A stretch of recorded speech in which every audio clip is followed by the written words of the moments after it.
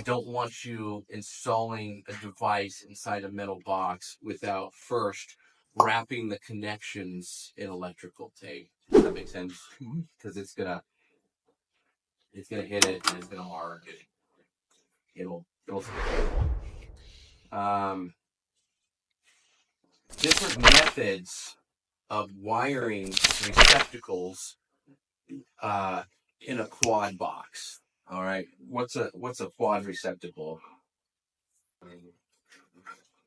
It holds 2 sets of outlets. You got it. You got it. So this would be a 2-gang box, right? And you'll encounter this many times, or when you're installing these quads. There's a couple of different ways you can do it.